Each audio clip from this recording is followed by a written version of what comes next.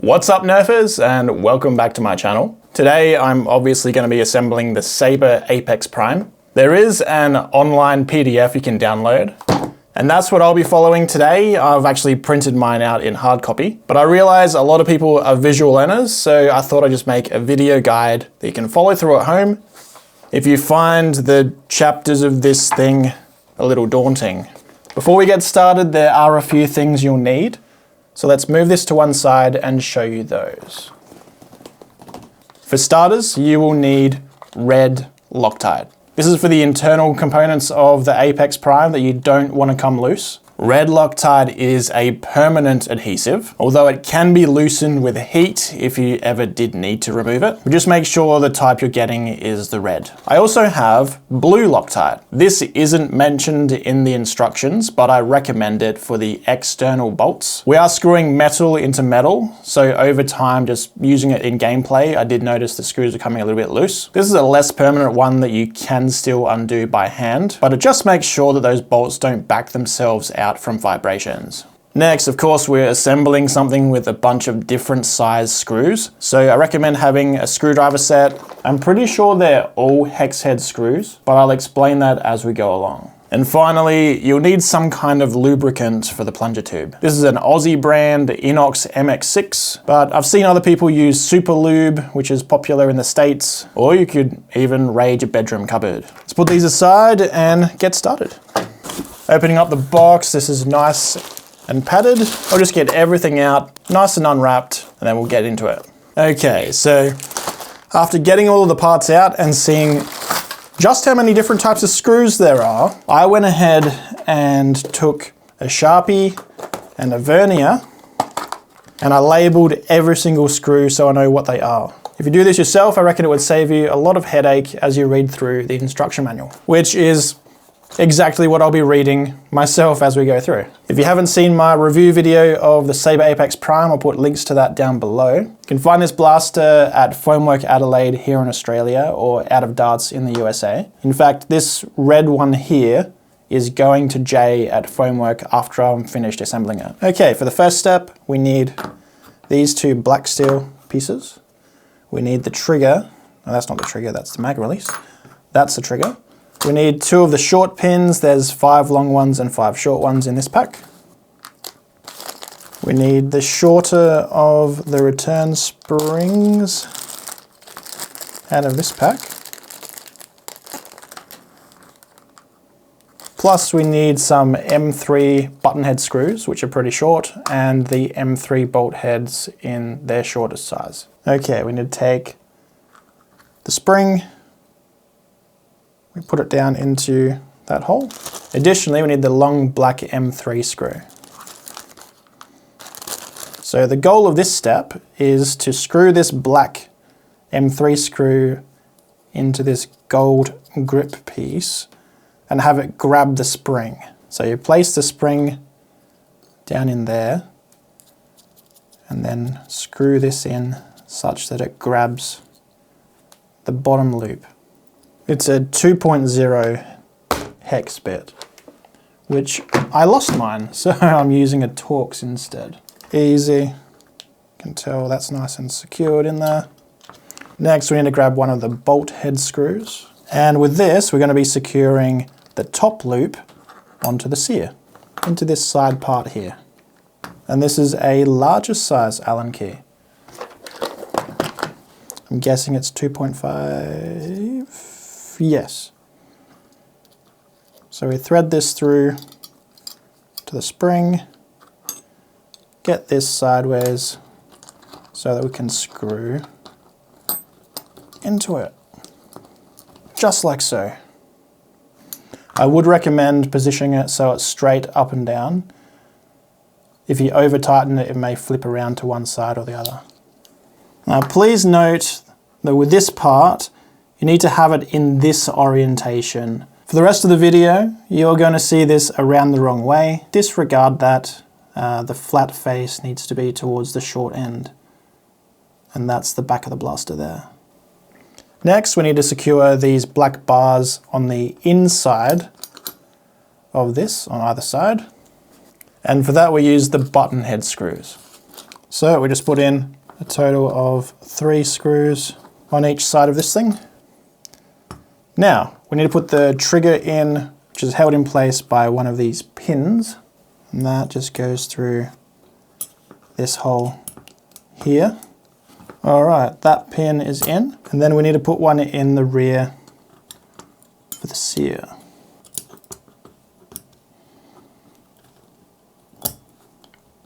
It's a matter of getting it lined up. So now if we pull the trigger, it lifts down the sear. Okay, so this is how the trigger and sear assembly should look. We've got the grip mount around the correct way now. For the next part, we need this gold piece, we need the mag release, we need 3 long pins, and we need the longer return spring. And we need some bolt head M3 screws as well. There we are. Okay, with the bolt head screw, we need to fasten this return spring onto the mag release like so, with the larger Allen key, 2.5 size, just like so. Now with this gold piece flipped up this way and the mag release flipped up that way, we're going to be putting a pin into this hole to hold that spring. That feels quite loose. Once the blaster's together though, it'll hold that pin in just fine. Next we put this pin in for some apparent reason, and then we put this pin in through the mag release like so. So now you're about to hit that mag release, and you can see there where it locks into the Talon mag, it'll drop the mag. Next we need the front and back of the magwell, as well as this. This is actually the dart guide. It sits at the top of the breech to make sure darts don't go up too high and miss the barrel. This part's pretty straightforward. Push that into there, push that into that slot, and then just push the two together like so. If you did that right, the tops should be in line and there should be a difference at the bottom.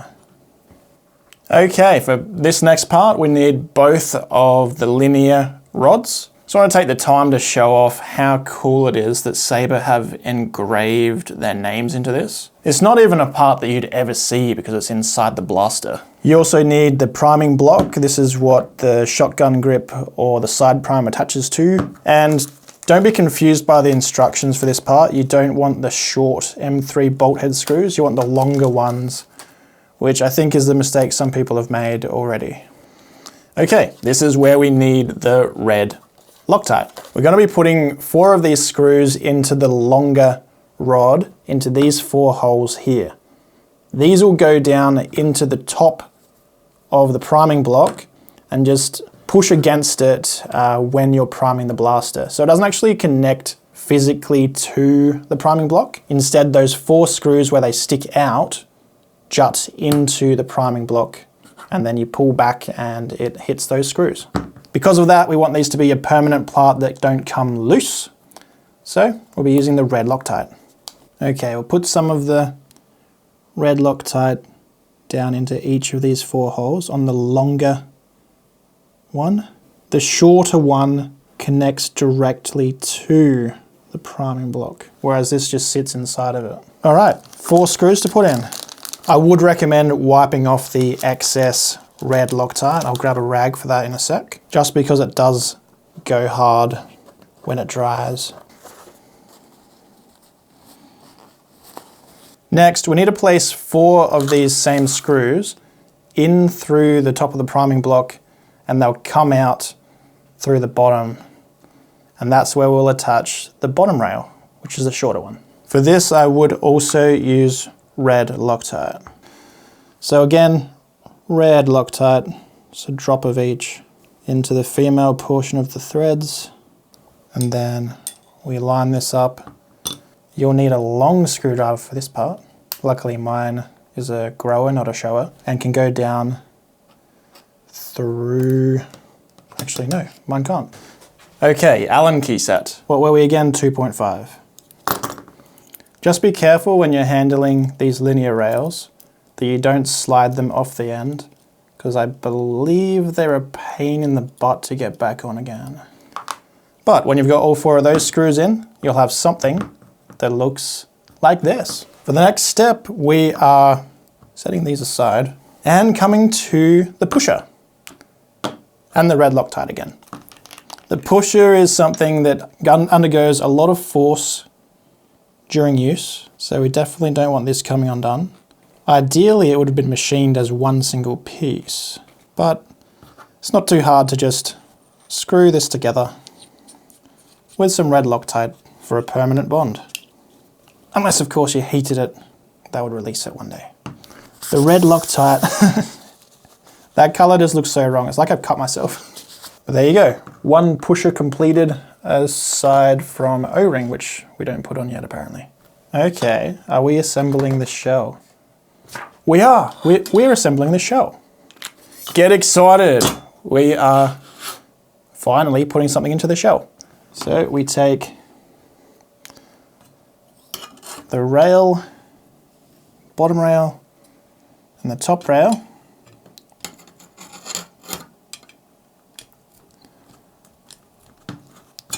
like so. Okay, so I just noticed that this priming block is the wrong way around. The single biggest mistake you could possibly make putting this blaster together is if I was just to yank on this linear guide rail right now, all the ball bearings would just go everywhere. So you do not want this rod at all to come out of there. Instead, I'm just going to very carefully pull up, turn this around, and then put it back in. Just like so. Crisis averted. So now we can take the front piece and put that obviously at the front, and we'll line up all these holes in a bit. Next we take the mag block, slide it along there and through the back one. Once it's together, we'll see where it goes. Now we take the priming rod, we feed it through both of those up to here. We put some red Loctite down through here. I put 2 drops. This is a fairly long screw and it is the next size up.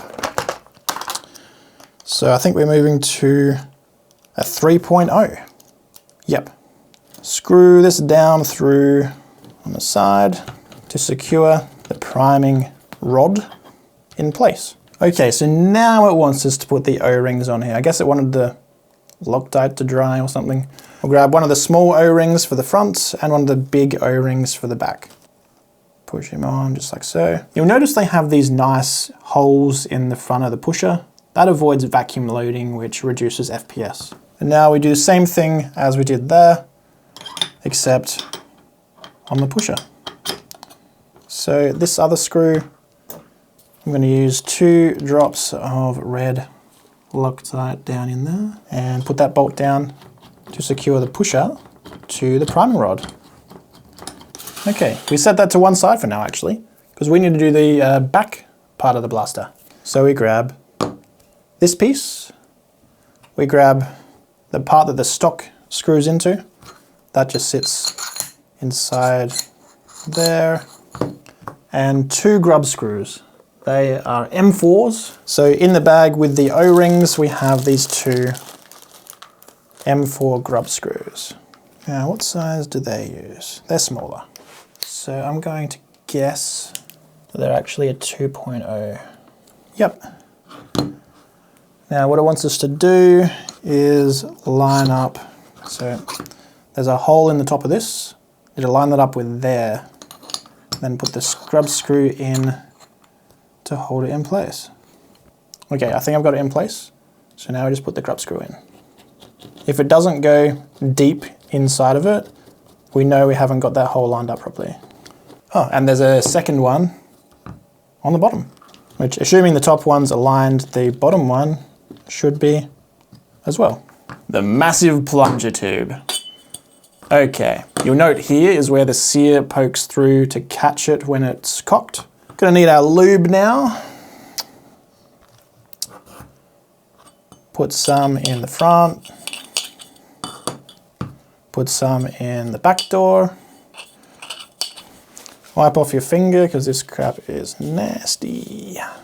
We put the plunger tube, making sure that slot for the sear is at the back and facing down. Now we take the piston, or plunger as people used to call them. We have an adhesive pad and an O-ring.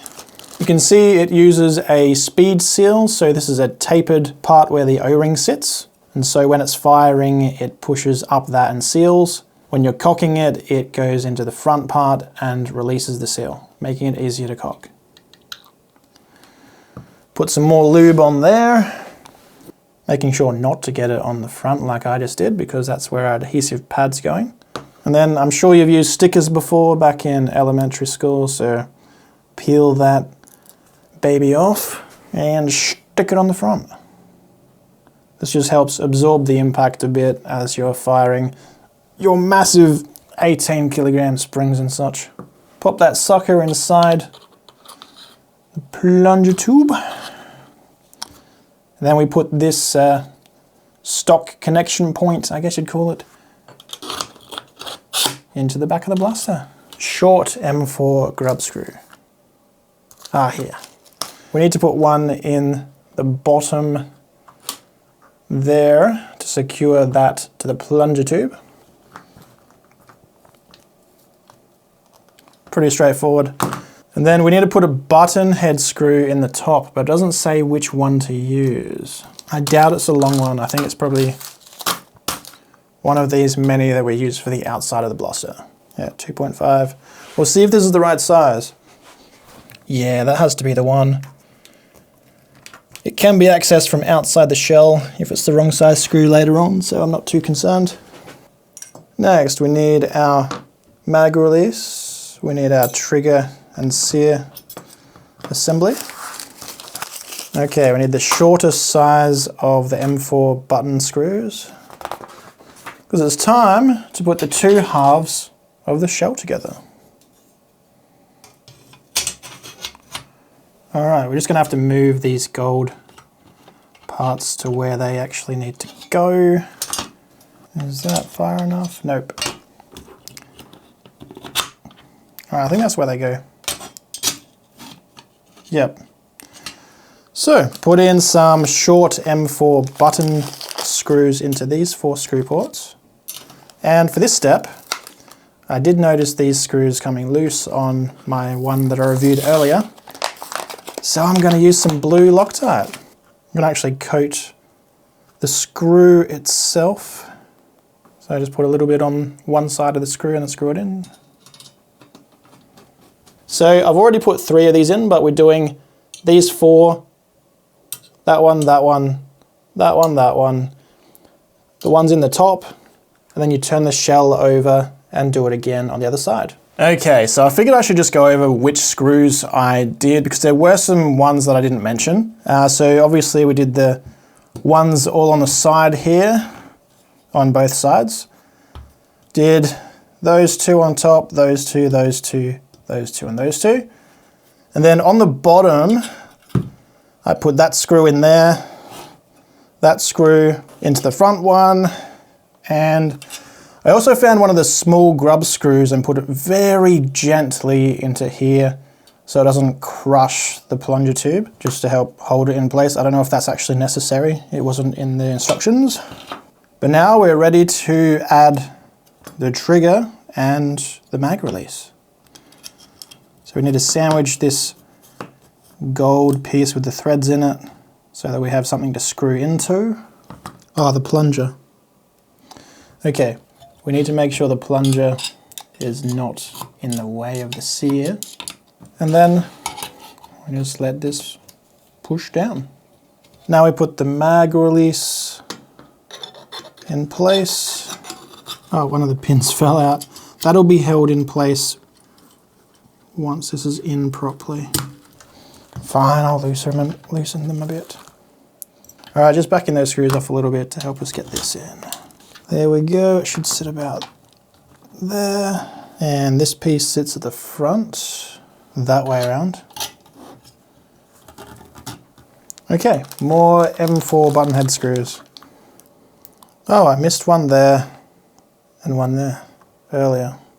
So I'll do those as well. Now we also grab this protective cover, which protects our hands from touching the sear. I don't think these are long enough. So let's try the medium length ones. Yeah, that makes more sense. So we're using the medium length M4 button screws instead, because the short ones just don't even reach the threads. There we go. Do that 3 more times. There we go. Protective cover in place. Ooh, we get to put our Picatinny rail on now. So what we need is this pack here. Oh, we don't need these. These are for if you wanted to put it on the side for some reason. Okay, this part is really simple. You just put the pick rail on, put your 2 screws in, you tighten them up. Now this is something I'm not going to put Loctite on because perhaps Jay, when he owns this, he might want to put a bipod on there or something instead, so he'd take this entire block off. The rest of the screws though, he'll pretty much never need to touch. In here it shows actually attaching this metal piece, but mine was already attached, so maybe that's a change they've made. If not, it's literally just 1 screw there, 1 screw there, and the same on the other side. Okay, so this is how the trigger and sear assembly should look.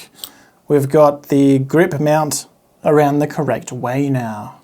Let's simply slot it back into the rear half of the blaster and continue on. Now, one of the coolest things about the Sabre Apex Prime is that out of the box, it currently takes an AR-15 grip. If you live in America, you can just go down to your local Walmart and buy an AR grip, chuck it in the shopping trolley.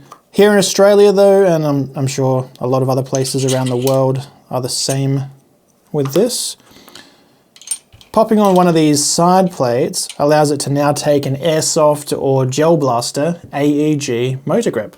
So just take some of these countersunk screws this time and attach the side plates if you want to use an AEG grip. I'm not going to Loctite these because I don't know what kind of grip Jay has. He might have an AR grip. All right, here is an AEG grip.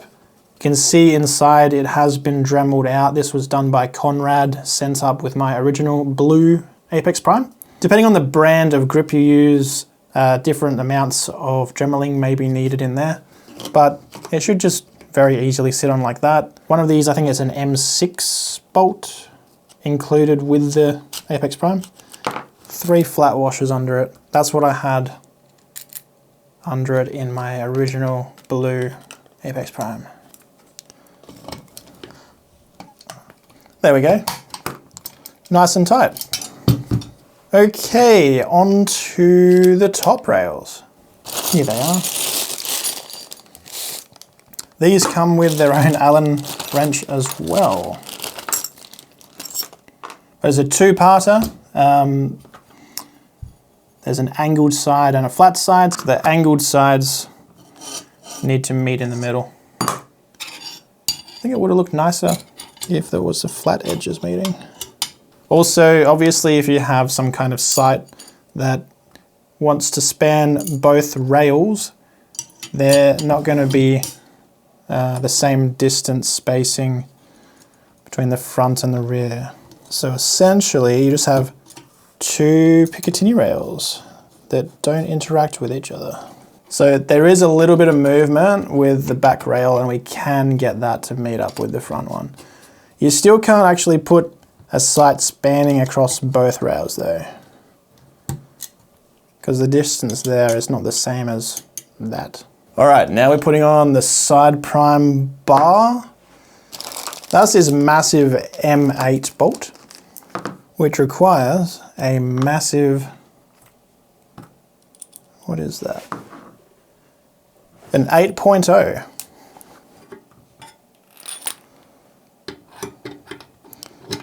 Obviously very easy to change sides. I'll just put it on the left side, because that's what I imagine Jay would want it to be on.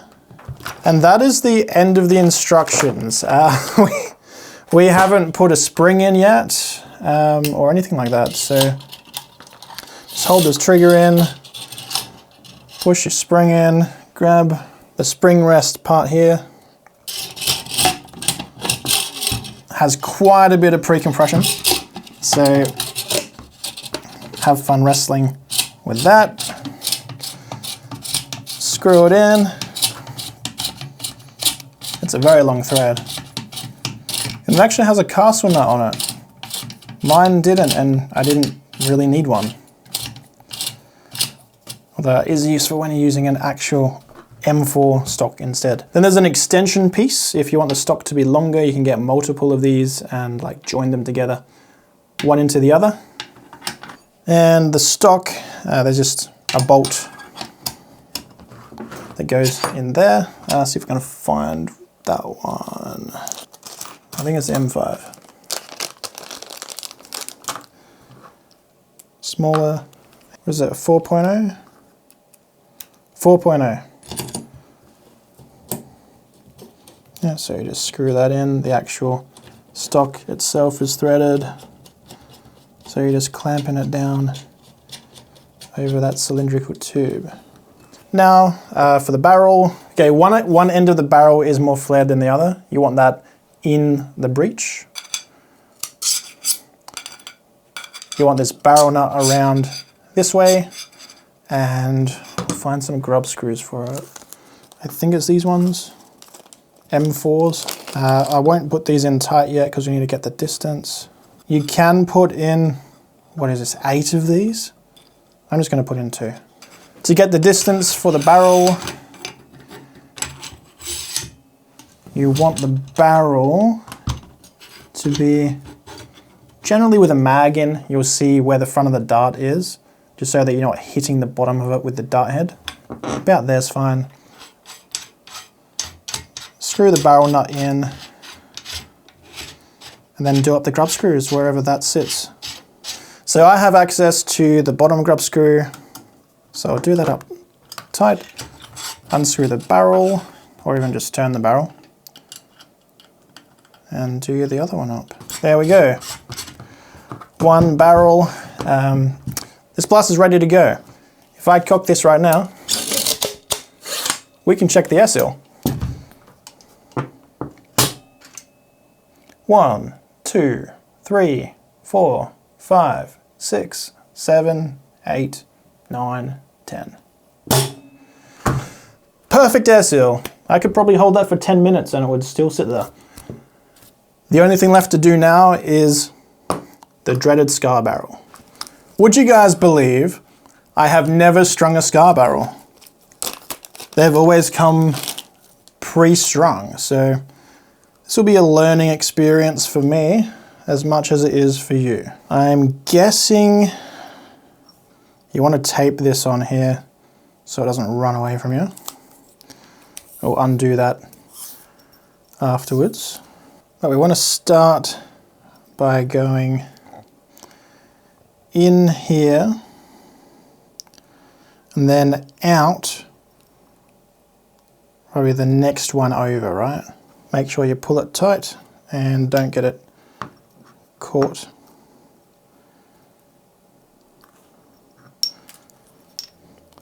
And then you want to go straight back up.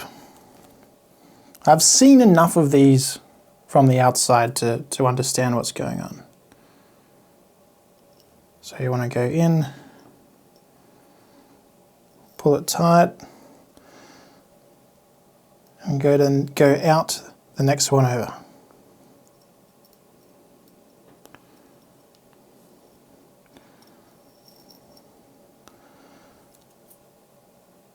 In the same one that's in line with it.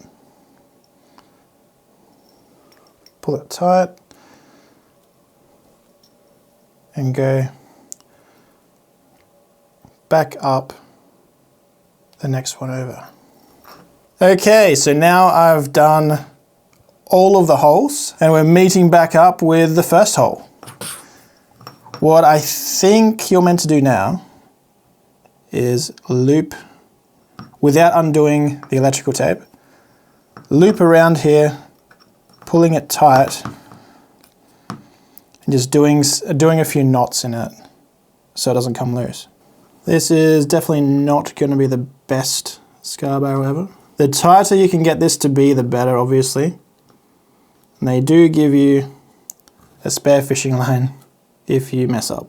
All right, then you just cut off the excess and your scar barrel is ready. Definitely didn't get that as tight as I would have liked. But once you've got the scar barrel strung, screw that over to protect it, and then use 4 grub screws in there to secure it onto your barrel. Okay, so now that we have a completed Apex Prime with a scar barrel, although I've taken my grip back off, sorry Jay, you're not getting my grip. I will take this time to show you one cool little thing you could do just to make the prime even smoother. So, priming this without a grip. It is quite a nice smooth prime, right?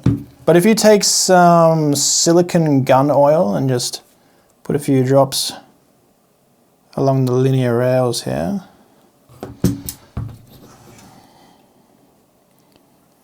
and see if we can get some onto the top as well. Have to drop it through.